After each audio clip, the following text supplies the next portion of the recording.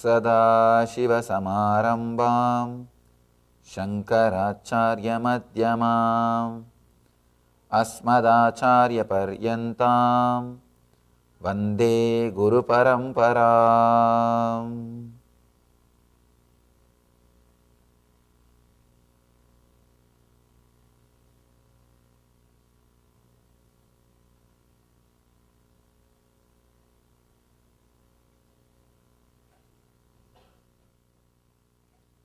I welcome you all with my love and respect.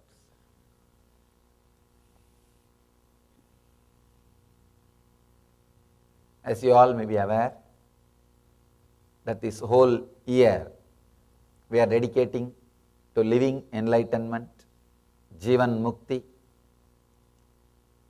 This whole trip we are dedicating to this great book, Patanjali Yoga Sutras.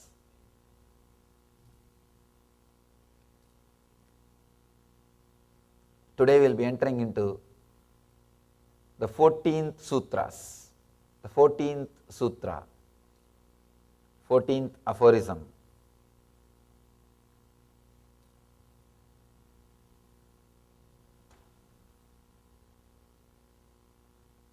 I will read the sutra, give you the translation, then add what needs to be added.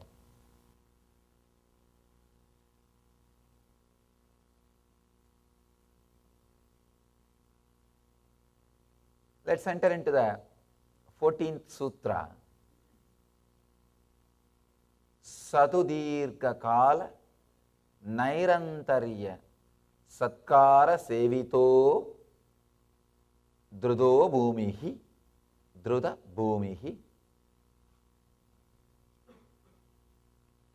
Translation: committed an intense practice of unclutching makes one firmly established in a higher state of awareness.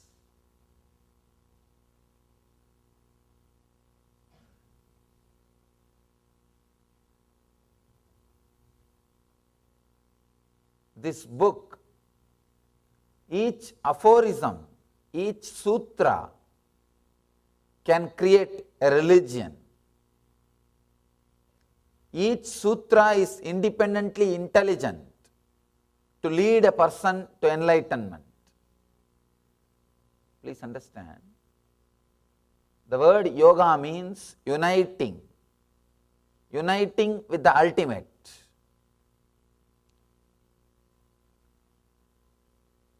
In Bhagavad Gita, each chapter is called as yogam, means each chapter can independently lead you to enlightenment. So he talks about 18 different paths. When Krishna delivered Bhagavad Gita, whatever major paths were available for enlightenment, he has compiled everything and presented it in one book. 18 major paths for enlightenment. He describes and leads people to enlightenment through various ways. That is why each chapter is called one yoga. Here, Patanjali, the amazing intellect happened in the inner science. Each sutra is independently intelligent to lead you to enlightenment. Each sutra is independently intelligent to lead you to enlightenment. I can say each sutra is a yoga in this Patanjali's work. Let me repeat the sutra.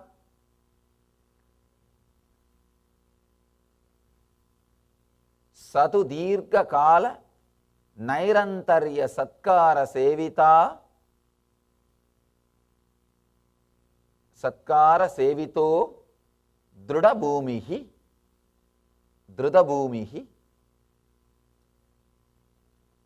Sadudirka kala nairantarya satkara sevita druda bhumihi.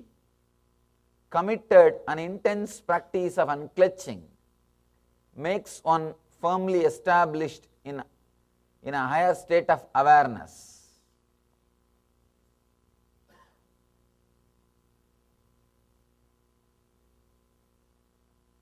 There are so many different kinds of religions, spiritual philosophies, spiritual groups happened in the planet Earth. Different kinds of teachings have been shared in the planet Earth. Different kinds of spiritual literatures has been created.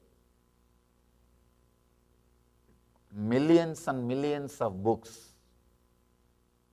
Sometime when I go and see the Barnes and Noble or Landmark bookshop, I feel, oh God, why should I add little more confusion? Why should I add little more to the existing confusion? So much of spiritual literature. Because of website, internet, you can see how much is available in one place. So much is available. And from the time immemorial, all the masters, they go on and on and on and on and on, talking and producing spiritual literatures. Not only the masters of the past, even the present masters, even all of us, continuously we are talking. We are producing spiritual material.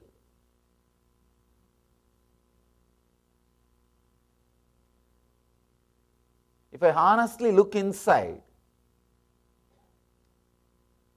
and see why I am talking, see, if I find out the reason why I am continuously talking every day and sharing, I can easily tell the reason why Buddha was talking for 40 years. Buddha was teaching and preaching for 40 years every day. Every day he was talking and preaching for 40 years. And all other masters happened. Shankara, he was writing. Within the age of 32, he has finished establishing strong 4 monasteries and maybe writing 200 volumes.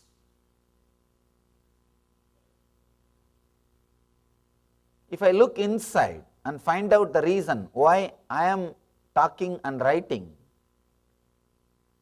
then I can very clearly tell you why the masters go on writing and talking. The only reason I can find is constantly make you practice. Please understand. The spiritual path is such, Krishna says beautifully in Gita, by the nature, senses are created looking towards the outside, looking in the outer world direction. So turning you in, turning you towards the enlightenment, turning you to your source is not that easy. Every moment you are again out. If you listen to some book, the spiritual discourse, satsang, or read, few minutes you turn inside. By the time the satsang is over, you are already out. By the time the ideas leave your mind, you are already out. Constantly you need to be inspired to turn in, to go inside. That is why the masters, they go on and on and on, talking and writing.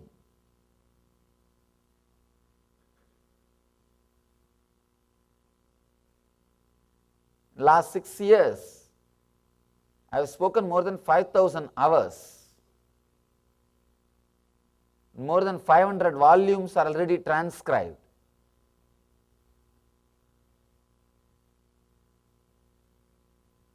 And my archives department says only 17% they have transcribed.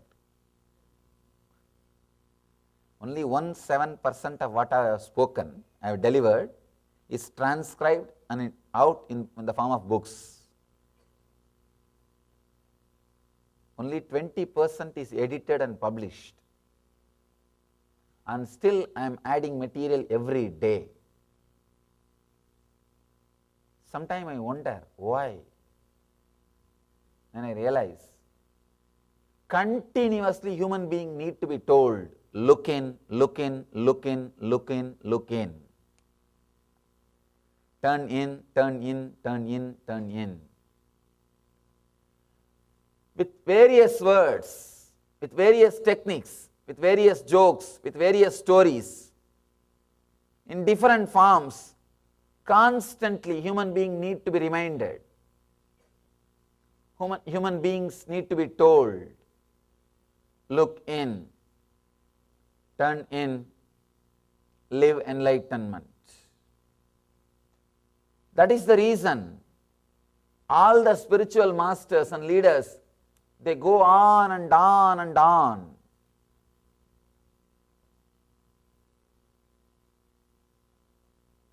The largest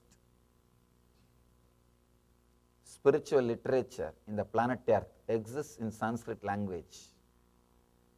I don't know how many libraries you can fit in. If everything is collected, I don't know how many libraries you can make out of those collections. It's nothing but continuous expressions and discourses of the living masters, the masters who lived in the body, who are teaching to the world. This sutra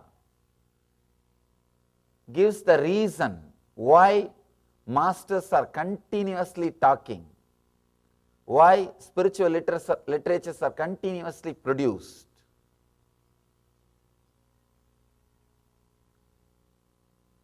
This sutra is all about constantly inspiring you, constantly practicing. See, if I have to give the essence of all the spiritual literatures,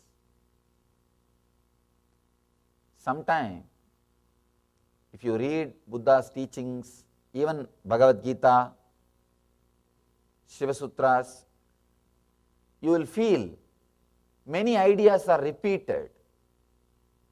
Many ideas are repeated. Even in my discourse, people come and tell me sometimes, Swamiji, you are saying the same idea. I am telling the same because you are not listening. Understand? I have to tell the same thing because you are not listening. Somebody asked Buddha, you are talking the same thing for last 40 years. He says, if you would have heard, I would have never spoken it again.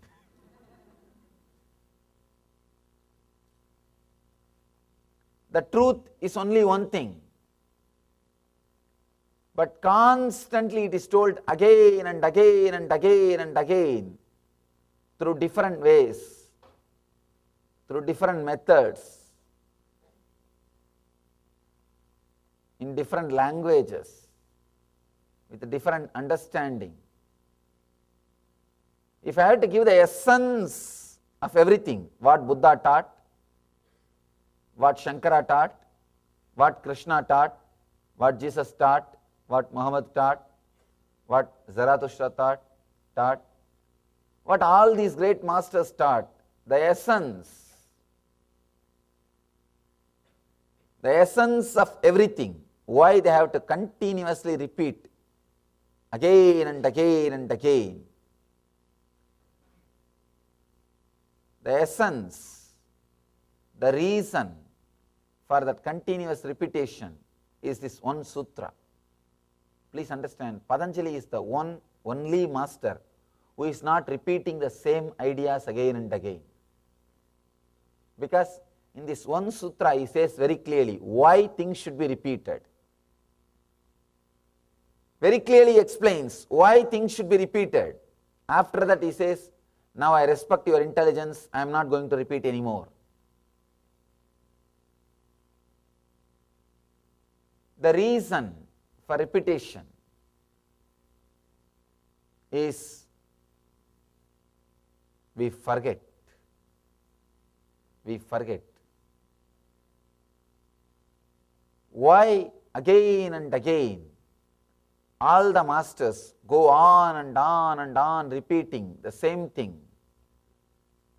This one sutra, if this one sutra is understood, you will understand why the masters are repeating the same thing again and again. Sometimes same words again and again, without feeling bored. That is the greatness of them. That is the greatness.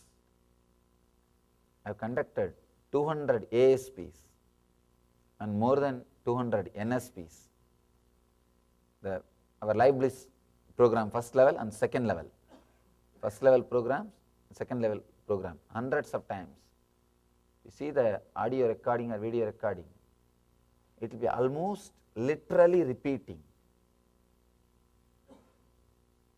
People ask me, how are you able to repeat the same thing day in and day out, Swamiji? Are you not feeling bored?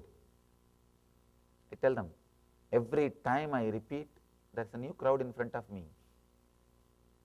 And not only that, even if the old people are sitting, they have forgotten. If they know that what I am talking is repetition, only then I will feel little reluctant or bored. Either they have not heard, or even if they have heard, they have forgotten. Patanjali gives the essence why again and again and again these truths are repeated.